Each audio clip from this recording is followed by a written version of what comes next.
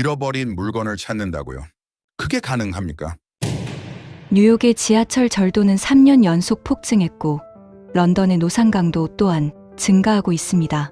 전 세계가 거대한 불신과 범죄의 늪에 빠져들 때 저는 하버드와 옥스퍼드의 모든 커리어를 걸고 이 나라로 향했습니다. 제 눈으로 확인하기 전까진 절대 믿을 수 없었거든요.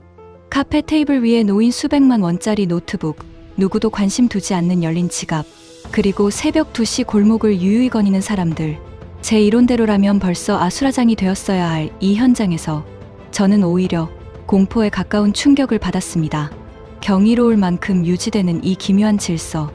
세계 석학들이 인류의 교과서라 부르기 시작한 이 나라의 비밀은 무엇일까요? 그 전율 돋는 내막을 지금 밝힙니다. 런던 3분이었습니다. 노트북 하나가 사라지는 데에 걸린 시간이죠. 파리에서는 넘어진 노인에게 아무도 다가가지 않았어요. 뉴욕의 공중화장실은 문을 열기조차 꺼려졌습니다. 저는 이 장면들을 볼 때마다 같은 말을 되뇌었죠. 이게 현실이다. 25년 동안 단 한 번도 틀린 적 없는 결론이었습니다. 그런데 한 나라가 있었어요. 노트북을 두고 자리를 비워도 아무것도 사라지지 않는 나라가. 저는 토마스 그레이엄입니다. 캐나다 출신 사회학자죠. 하버드에서 박사 학위를 받았고 옥스퍼드에서 연구를 이어갔습니다. 전공은 사회 신뢰와 인간 행동이에요.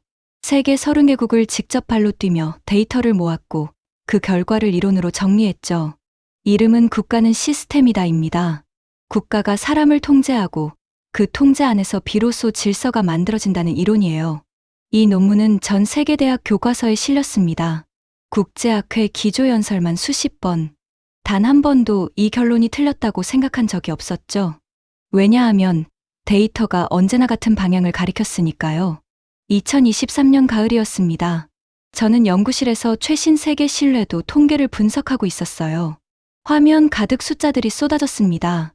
전 세계 주요 도시의 범죄율, 절도 발생 건수, 공공시설 파손 비율, 낯선 사람을 신뢰하지 않는다고 답한 응답자 비율. 보면 볼수록 하나의 결론으로 모였죠. 역시 인간은 변하지 않습니다. 뉴욕의 지하철 절도는 3년 연속 증가했어요.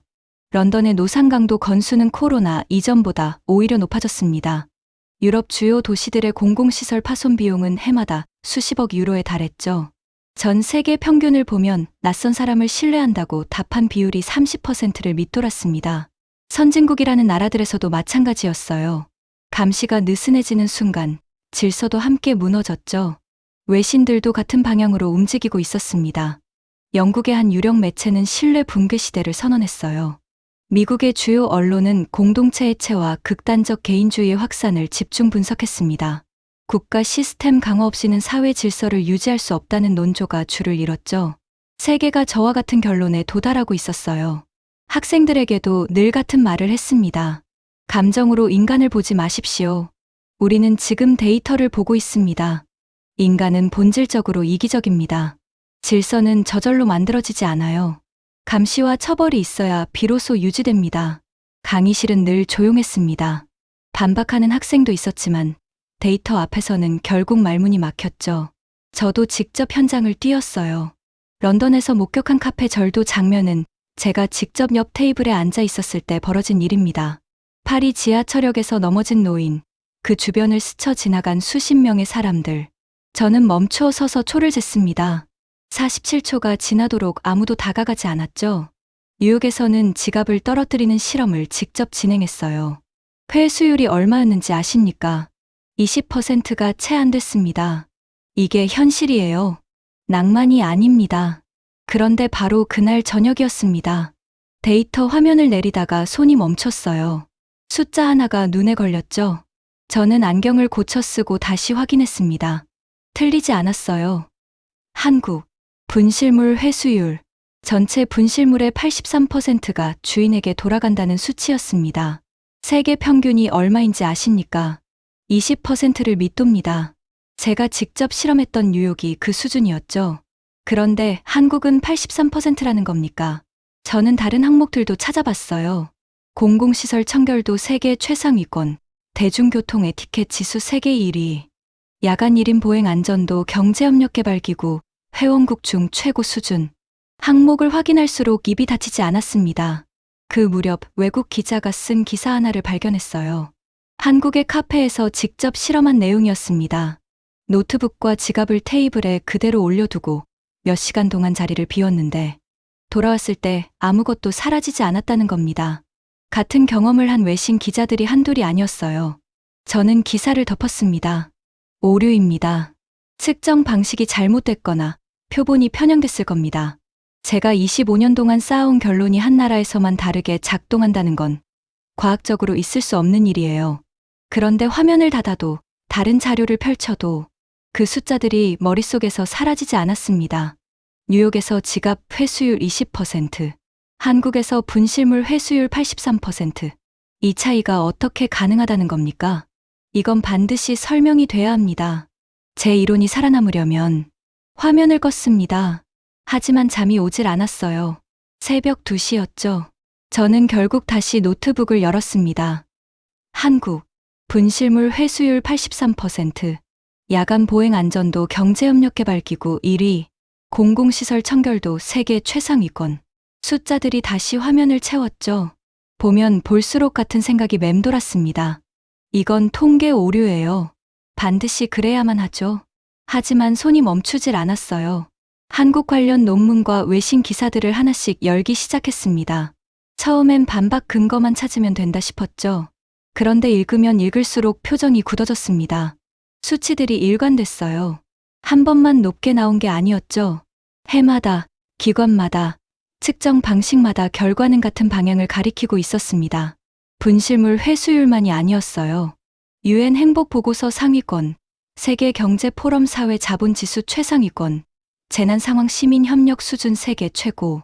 항목을 확인할수록 설명하기가 점점 어려워졌죠. 인정하고 싶지 않았습니다. 하지만 25년 경력의 연구자로서 이 데이터를 단순 오류로 넘기는 건 스스로 용납이 안 됐어요. 저는 깊게 숨을 들이쉬고 처음부터 다시 분석을 시작했습니다. 우선 외신들이 어떻게 해석하는지 확인했어요. 혹시 이미 명쾌한 분석이 나와 있을 수도 있으니까요. 그런데 기사를 읽으면 읽을수록 오히려 더 혼란스러워졌습니다. 어떤 기자는 이렇게 썼어요. 서울에서 지갑을 잃어버리면 경찰서에 가면 된다. 누군가 반드시 가져다 놓기 때문이다. 이게 무슨 말입니까? 저는 같은 문장을 3번 읽었습니다. 뉴욕에서 지갑을 잃어버리면 어떻게 됩니까? 그냥 포기하는 거죠. 그런데 서울에서는 경찰서에 가면 된다고요? 또 다른 기사에서는 이런 표현이 있었어요. 한국의 공중화장실은 무료인데도 특급 호텔 수준이다. 파리나 런던의 유료 화장실보다 깨끗하다. 파리의 유료 공중화장실이 어떤지 저는 압니다. 직접 써봤으니까요. 그런데 한국의 무료 화장실이 그보다 낫다는 겁니까? 외신들도 갈피를 못 잡고 있었습니다. 문화적 특수성이라는 표현을 썼지만 그 특수성이 무엇인지는 아무도 설명하지 못했죠. 가설만 난립했습니다. 결론은 없었어요. 저는 기사를 덮었습니다. 그들도 모른다는 겁니까? 제 이론을 꺼냈어요. 국가는 시스템이다. 질서는 감시와 처벌에서 나오죠. 그렇다면 한국도 설명이 가능해야 합니다. 보이지 않는 통제 시스템이 있는 겁니다. 저는 그 방향으로 분석을 시작했어요. 먼저 한국의 폐쇄회로 카메라 현황을 찾아봤습니다. 수치는 높은 편이었어요. 저는 잠시 안도했죠. 역시 통제입니다. 그런데 멈칫했습니다. 런던과 비교해봤어요. 런던은 시민 1인당 폐쇄회로 카메라 수가 세계 최고 수준인 도시 중 하나죠. 그런데 런던에서 노트북은 3분 만에 사라졌습니다. 분실물 반환율은 한국의 절반에도 못 미쳤어요. 카메라 밀도로는 설명이 안 됐죠. 처벌 강도도 비교했습니다. 경제협력개발기구 회원국들과 비교했을 때 한국의 법 집행이 두드러지게 강력하다고 보기가 어려웠어요. 오히려 온건한 편이었죠. 역시 설명이 안 됐습니다. 밤새 자료를 뒤졌어요. 감시 시스템, 법률 구조, 경제 수준, 교육 수준. 가능한 변수를 전부 대입해봤습니다. 그런데 어떤 변수를 넣어도 이 수치들이 나와야 할 이유가 설명되질 않았어요. 새벽 4시였습니다. 의자에 등을 기댔어요. 25년 연구 인생에서 이런 경험은 처음이었죠. 데이터는 있는데 설명이 없는 상황. 가설을 세워도 맞아 떨어지질 않는 상황. 현장을 봐야 하죠. 동료 교수에게 연락했습니다. 토마스, 한국이 그 정도야? 그냥 문화 차이 아니겠어? 문화 차이로 설명되는 수준이 아니야. 분실물 회수율 83%가 문화 차이라고? 직접 봐야 해. 전화를 끊고 항공권 검색 화면을 열었습니다. 인천행 직항편을 찾았어요. 손이 예약 버튼 위에서 잠깐 멈췄죠. 내가 틀렸을 리 없습니다. 현장에 가면 반드시 설명이 될 거예요. 저는 버튼을 눌렀습니다. 그렇게 나는 한국으로 향했습니다. 비행기가 인천공항에 내려앉았습니다. 저는 짐을 챙기면서 속으로 되뇌었어요. 현장에 오면 반드시 이유가 나온다. 보이지 않는 통제 시스템이 있을 거다. 내 이론은 흔들리지 않는다. 일종의 주문이었죠. 입국장을 빠져나왔습니다. 첫인상은 조용했어요. 공항이 이렇게 조용할 수 있다는 게 낯설었습니다. 런던 히스로나 뉴욕 케네디는 늘 소란스러웠죠. 고성이 오가고 짐카트가 부딪히고 어딘가에서 항상 누군가 언성을 높였습니다. 그런데 인천은 달랐어요. 사람은 많은데 소음이 없었죠. 다들 줄을 서 있었습니다. 새치기 하는 사람이 없었어요. 나중에 자료를 찾아보니 인천공항은 세계공항 서비스 평가에서 12년 연속 1위를 차지한 공항이었습니다. 12년 연속이라고요? 히스로는 한 번도 1위를 한 적이 없는데 이 공항은 12년이라는 겁니까? 서울 시내로 이동했습니다. 창밖으로 도심이 펼쳐졌죠. 거리가 깨끗했어요. 도로가 고르게 정비돼 있었습니다. 파리 시내에선 새벽마다 쓰레기를 치워도 낮이면 다시 어질러지곤 했는데 여기선 낮인데도 깨끗했죠. 숙소에 짐을 풀고 바로 나왔습니다. 연구자로서 현장을 봐야 했어요. 동네를 천천히 걸으며 폐쇄회로 카메라 위치를 눈으로 하나씩 확인했습니다. 있긴 했어요. 그런데 런던과 비교했을 때 압도적으로 많다고 보기는 어려웠죠. 지나가는 시민들을 관찰했습니다. 쓰레기를 버리는 사람이 없었어요. 카메라를 의식하는 것 같지도 않았죠. 그냥 버리지 않았습니다. 벤치에 앉아 1시간을 지켜봤어요. 단 한 명도 길거리에 쓰레기를 버리지 않았습니다. 다음 날 아침이었죠. 카페 실험을 시작했어요. 노트북과 지갑을 테이블 위에 올려두고 자리를 비우는 겁니다. 뉴욕에서 지갑 회수율이 20%였다는 걸 떠올렸어요. 자리를 잡고 노트북을 펼쳐뒀습니다. 지갑도 옆에 올려놨어요. 음료를 주문하고 천천히 일어났습니다. 카페 밖으로 나왔어요. 그냥 걸었습니다. 10분이 지났습니다. 손에 땀이 났어요. 20분이 지났죠. 발걸음이 빨라졌습니다. 30분이 지났어요. 카페 안으로 들어섰습니다. 제 자리를 봤어요. 노트북이 그대로였습니다. 지갑도 그대로였죠. 심지어 식어가는 음료 옆에 냅킨이 가지런히 놓여 있었어요. 아무것도 사라지지 않았습니다. 저는 자리에 앉았어요. 수첩을 꺼냈습니다. 그런데 아무것도 적지 못했죠. 우연입니다. 한 번으론 의미가 없어요. 다음 날도 같은 카페를 찾았습니다. 이번엔 1시간이었어요. 결과는 같았죠. 사흘째도 마찬가지였습니다. 강남, 홍대, 종로, 이태원. 어디서든 결과는 달라지지 않았어요. 나중에 관련 조사 자료를 찾아봤습니다. 외국인들을 대상으로 한국에서 물건을 잃어버린 경험을 물었더니 응답자의 79%가 분실물을 돌려받았다고 답했어요. 79%입니다. 뉴욕에서 같은 조사를 하면 어떤 숫자가 나올지 여러분은 아시겠죠? 실험을 확장했습니다. 지하철에서도 해봤어요. 좌석에 가방을 올려두고 다른 칸으로 이동했습니다. 돌아와 보면 가방은 그대로였죠. 길거리에서도 해봤어요. 작은 물건을 벤치에 두고 멀찍이 물러서서 지켜봤습니다. 지나가는 사람들이 보기도 했어요. 그런데 손을 뻗는 사람이 없었죠. 외신 기사들을 다시 꺼냈습니다. 어떤 미국 기자는 이렇게 썼어요. 서울에서 나는 스마트폰을 지하철에 두고 내렸다. 다음 역에서 영무원이 달려와 건네줬다. 미국에서는 상상도 못할 일이다. 또 다른 영국 기자는 이렇게 썼죠. 한국의 공중화장실에 처음 들어갔을 때 나는 내가 잘못 들어온 줄 알았다. 무료인데 런던의 유료 화장실보다 깨끗했기 때문이다. 이건 한 명의 특이한 경험이 아니었습니다. 패턴이었어요. 그 순간이었습니다. 카페 창밖으로 초등학생 아이가 과자 봉지를 손에 들고 걷고 있었어요. 아이는 주변을 두리번거리지 않았어요. 카메라를 찾지도 않았죠. 그냥 당연하다는 듯이 가방에서 작은 봉투를 꺼냈습니다. 봉지를 접어 그 안에 넣었어요. 그리고 다시 걸어갔죠. 아무도 시키지 않았습니다. 아무도 보고 있지 않았어요. 저는 수첩을 펼쳤습니다. 펜을 들었어요. 그런데 손이 떨렸죠. 이건 통제가 아닙니다. 그렇다면 도대체 무엇인 거죠? 밤새 잠을 못 잤습니다. 천장을 보며 누워 있었어요. 머릿속에서 장면들이 계속 재생됐죠. 노트북, 지갑, 과자 봉지를 접던 아이, 분실물 회수율 83%, 뉴욕의 20%. 저는 눈을 감았다 떴다를 반복했습니다. 새벽 3시였습니다. 결국 자리에서 일어났죠. 노트북을 열었어요. 이건 설명이 돼야 합니다. 25년 이론이 한국 카페 하나에서 무너질 순 없어요. 보이지 않는 통제입니다. 반드시 있어요. 한국의 폐쇄회로 카메라 데이터를 다시 꺼냈습니다. 이번엔 더 세밀하게 들여다봤어요. 설치 수량, 운영 방식, 실시간 모니터링 가능 여부. 하나하나 뒤졌습니다. 그런데 비교를 해보니 문제가 생겼어요. 런던은 세계에서 폐쇄회로 카메라 밀도가 가장 높은 도시 중 하나입니다. 시민 한 명당 카메라 수로 따지면 한국보다 높은 수준이에요. 그런데 런던의 분실물 반환율이 얼마입니까? 한국의 절반에도 못 미치죠. 카메라가 더 많은데 결과는 훨씬 나쁜 겁니다. 이건 말이 안 됐어요. 다른 방향을 잡았습니다. 처벌 강도를 들여다봤어요. 싱가포르를 비교 대상으로 삼았습니다. 싱가포르는 세계에서 처벌이 가장 강력한 나라 중 하나죠. 그런데 낯선 사람 간 자발적 신뢰 지표를 비교해보면 한국이 싱가포르보다 높게 나왔어요. 처벌이 더 강한 나라보다 자발적 신뢰가 더 높다는 겁니까?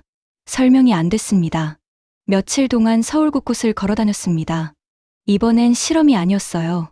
그냥 관찰이었죠. 아침 출근길, 점심거리, 늦은 저녁 골목, 시간대를 바꿔가며 지켜봤습니다. 패턴이 보였어요. 카메라가 없는 골목에서도, 인적이 드문 새벽에도 사람들은 같은 방식으로 행동했습니다. 줄을 섰고, 쓰레기를 버리지 않았고, 남의 물건에 손을 대지 않았죠. 보는 사람이 있든 없든 달라지는 게 없었어요. 제 이론에 따르면 이건 불가능합니다. 감시가 줄어들면 행동이 느슨해져야 해요. 그런데 여기서는 아무도 보지 않는 상황에서도 규칙이 지켜지고 있었죠. 외신 기사에서 눈에 걸리는 문장이 있었어요. 한국은 경제협력개발기구 회원국 중 야간 1인 보행이 가장 안전한 나라다. 새벽 2시에 여성 혼자 서울 골목을 걸을 수 있는 건 세계에서 몇 안 되는 도시에서만 가능한 일이다. 새벽 2시에 여성 혼자. 런던에서라면 어떻겠습니까? 뉴욕에서라면요. 새벽 2시에 혼자 걷는 건 위험을 감수하는 일이에요. 그런데 서울에선 당연한 일이라는 겁니다. 또 다른 기사에서는 이런 내용이 있었어요. 한국의 범죄율은 경제협력개발기구 최하위권이다. 그런데 흥미로운 건 처벌 강도가 특별히 높지 않다는 점이다. 무언가 다른 이유가 있다. 그 기자도 결론을 내리지 못했습니다. 저와 마찬가지였죠.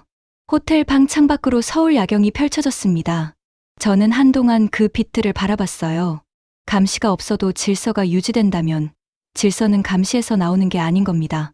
그렇다면 제가 25년 동안 증명해온 이론은 어떻게 되는 겁니까? 저는 고개를 저었습니다. 반드시 찾아낼 겁니다. 하지만 그날 밤 수첩에 적힌 메모들을 다시 읽으면서 처음으로 불안함을 느꼈습니다. 아무리 찾아도 없었어요. 그렇다면 도대체 무엇인 겁니까? 공중화장실 문을 열었습니다. 솔직히 말하면 별 기대가 없었어요. 런던의 공중화장실, 파리의 지하철역 화장실을 떠올렸죠. 문을 열기 전에 숨을 참는 게 습관이 돼 있었습니다. 그런데 저는 말을 잃었어요. 무료였습니다. 누구나 쓸 수 있는 공공화장실이었죠. 그런데 내부가 호텔 수준이었습니다. 바닥이 깨끗했어요. 악취가 없었죠. 파손된 곳도 없었고 낙서도 없었습니다. 한국의 공중화장실 만족도는 세계 최상위권이었어요. 파리의 유료 공중화장실 만족도보다 높은 수치였죠. 무료인데 유료보다 낫다는 겁니까? 이건 관리의 문제가 아니에요. 사람들이 망가뜨리지 않는 겁니다. 카메라도 없는 공간에서 며칠 뒤였어요. 숙소에 인터넷을 신청했습니다. 하루 만에 설치가 됐죠. 영국에서는 몇 주씩 기다린 적도 있었는데요. 한국의 평균 인터넷 속도는 세계 1위였어요. 세계 평균의 4배였습니다. 택배도 마찬가지였어요. 오전에 주문하면 저녁에 도착했죠. 영국에서 이틀 걸리던 게 여기선 반나절이었습니다. 그러던 어느 날이었어요. 지인을 통해 한국인 몇 명과 저녁 식사를 하게 됐습니다. 처음 만나는 자리였죠. 솔직히 어색했어요. 한국 사람들이 낯선 사람에게 쉽게 마음을 열지 않는다는 말을 들었던 터라 가볍게 인사나 나누고 끝나겠거니 했습니다. 첫 인상은 예상대로였어요. 조용했고 거리감이 있었고 웃음보다 정중함이 앞섰죠. 그런데 식사가 끝날 무렵이었습니다. 분위기가 달라졌어요. 한 분이 제 연구 주제에 관심을 보이더니 진심 어린 이야기를 꺼냈습니다. 다른 분들도 하나둘 마음을 열었죠. 처음에 그 거리감이 언제 있었냐는 듯이 사라졌어요. 웃음이 나왔고 깊은 이야기가 오갔고 헤어질 때는 진짜 아쉬움이 느껴졌습니다. 이상했어요. 처음 1시간과 나중 1시간이 완전히 다른 사람들 같았죠. 나중에 한 외신 기자의 글에서 이걸 설명하는 표현을 발견했습니다. 한국 사람들은 처음엔 차갑다. 하지만 한 번 마음을 열면 그 정이 세상에서 가장 깊다. 겉은 차갑고 속은 뜨거운 사람들이다. 저는 그 문장을 읽으며 고개를 끄덕였습니다. 정확했어요. 그 식사 자리가 떠올랐죠. 계산이 없었습니다. 체면도 없었어요. 그냥 진심이었죠. 저는 그 따뜻함이 낯설었습니다. 낯설면서도 오래 기억에 남았어요. 길을 잃었던 날도 생각났습니다. 지나가던 중년 남성에게 말을 걸었는데 그분이 멈춰서 5분을 써줬죠. 뉴욕에서 길을 물었을 때 이어폰을 빼지 않고 고개를 젓던 사람들이 떠올랐어요. 런던에선 못 들은 척 지나친 사람이 더 많았습니다. 그런데 여기선 당연하다는 듯이 멈춰섰죠. 이건 계산이 아니었어요. 재난 상황 데이터도 찾아봤습니다. 2014년 대형 사고 당시 현장 인근 시민들이 자발적으로 구조활동에 참여한 비율이 다른 나라 유사 사례보다 월등히 높았어요. 공식 구조대가 도착하기 전에 이미 수십 명의 시민이 자발적으로 움직이고 있었습니다. 한 외신 기자는 이 장면을 보고 이렇게 썼어요. 한국인들은 재난 앞에서 국가를 기다리지 않는다. 먼저 움직인다. 이건 훈련이 아니다. 본능이다. 수첩을 펼쳤습니다. 화장실, 인터넷 속도, 배달, 도움, 재난 협력, 거차 속다. 하나씩 적어 내려갔죠. 따로따로 보면 그냥 좋은 나라의 특징들처럼 보일 수 있어요. 그런데 이것들이 전부 같은 방향을 가리키고 있었습니다. 이건 단일 현상이 아니에요. 구조였습니다. 어딘가 깊은 곳에서 같은 뿌리가 이 모든 것들을 만들어내고 있었죠. 이건 시스템이 만든 게 아닙니다. 연구실로 돌아가고 싶었습니다. 솔직히 말하면 그랬어요. 캐나다로 돌아가서 한국은 문화적 특수 사례라고 결론 내리면 되죠. 그런데 손이 움직이질 않았어요. 저는 논문 파일을 열었습니다. 첫 문장이 눈에 들어왔죠. 인간은 본질적으로 이기적 존재다. 25년 전에 썼습니다. 그런데 그 문장을 읽는데 손이 떨렸어요. 과거 강연 자료들을 꺼냈습니다. 국제학회 기조연설 슬라이드들이었죠. 수백 명의 학자들 앞에서 이 이론을 발표했어요. 박수를 받았습니다. 반박이 있었지만 데이터 앞에서 무너졌죠. 저는 그 순간들을 떠올리며 스스로를 다잡으려 했어요. 내 연구는 틀리지 않았습니다. 마지막 시도였어요. 한국을 특수 사례로 설명하는 논리를 만들기 시작했습니다. 단일 민족 국가, 오랜 공동체 문화, 외부 위협을 함께 견뎌온 역사. 논리적으로 보였죠. 그런데 반박이 바로 떠올랐습니다. 단일 민족 국가는 한국만이 아니에요. 공동체 문화도 마찬가지죠. 그런데 왜 유독 한국에서만 이 수치가 나옵니까?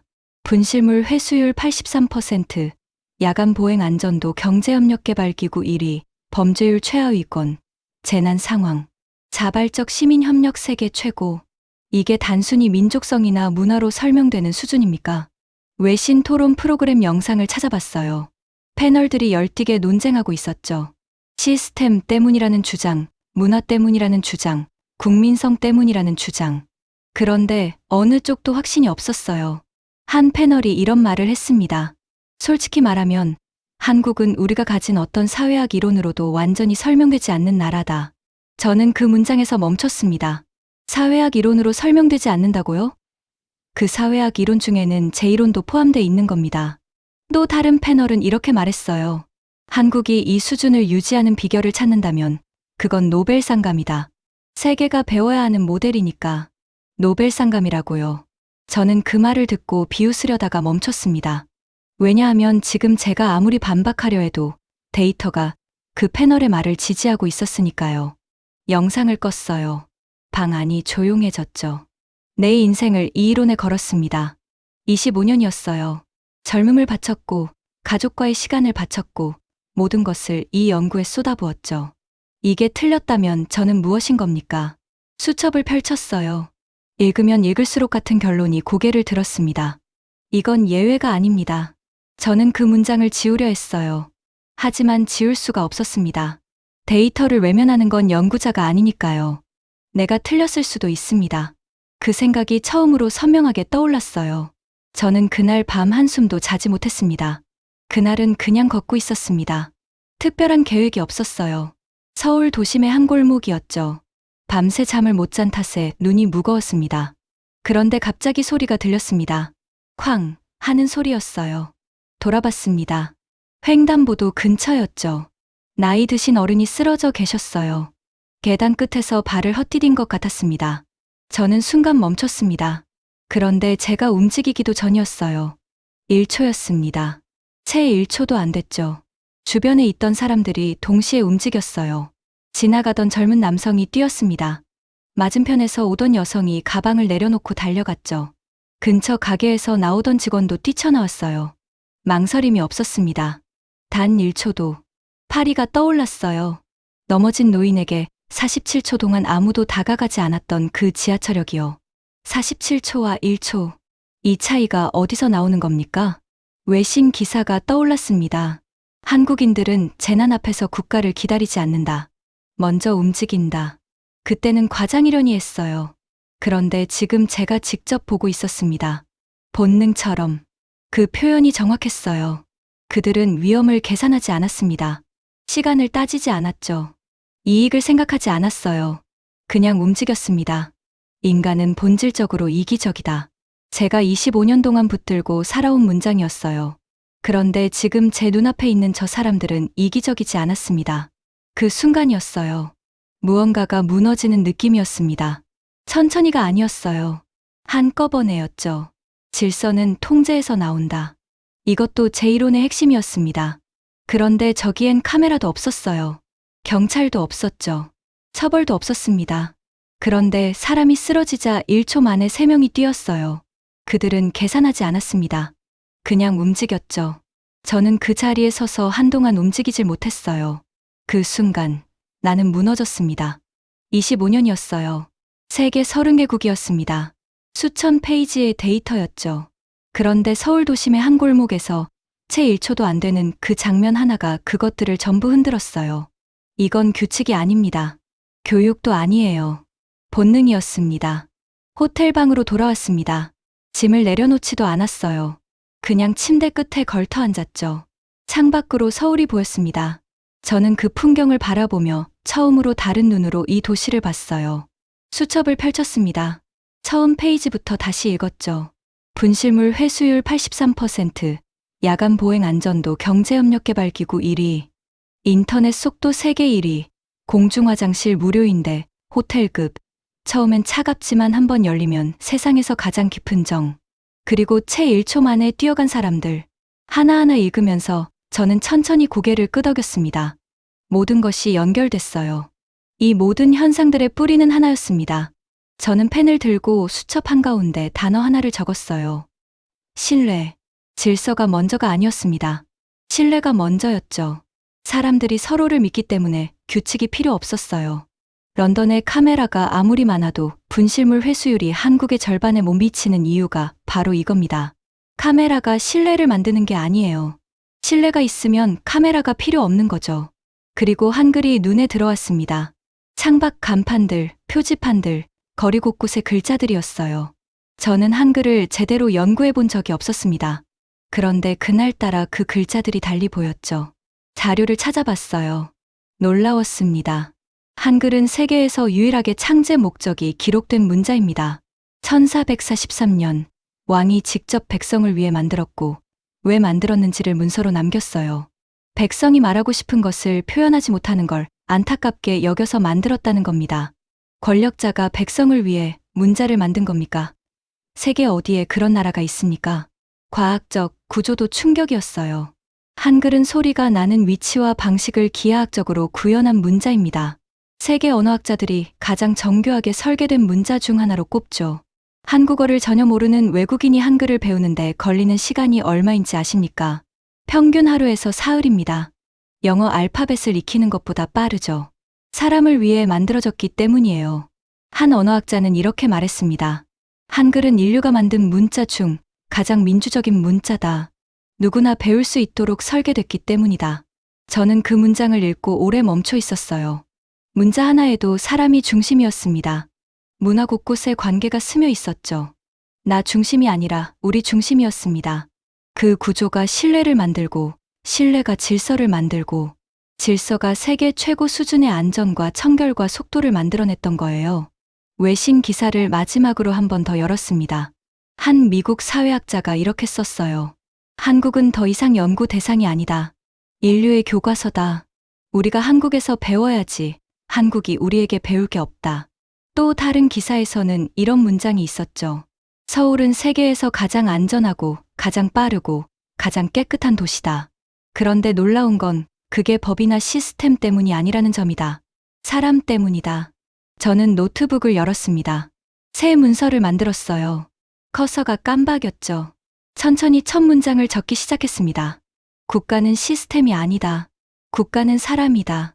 25년 전에 썼던 문장을 뒤집는 거였어요. 손이 떨렸습니다. 하지만 이번엔 두려움 때문이 아니었죠. 처음으로 진짜 진실에 가까워지는 느낌이었어요. 질서는 통제에서 나오지 않았습니다. 신뢰에서 시작됐죠. 신뢰가 질서를 만들고, 질서가 효율을 만들고, 그 효율이 세계 1위. 인터넷 속도도, 분실물 회수율 83%도, 새벽 2시 골목의 안전함도 무료인데, 호텔급인 화장실도 만들어냈던 거였습니다. 그리고 그 중심에는 언제나 사람이 있었죠. 저는 처음으로 국가를 다시 정의하게 됐습니다. 한국은 선진국이 아니에요. 선진국이라는 말로는 부족하죠. 이건 다른 단계입니다. 인류가 만들어온 사회의 방향 중에서 지금까지 아무도 제대로 이름 붙이지 못한 그 무언가예요. 저는 마지막 문장을 적었습니다. 한국은 문명이었습니다. 나는 평생 인간을 의심해왔습니다. 질서는 통제에서 나온다고 믿었죠.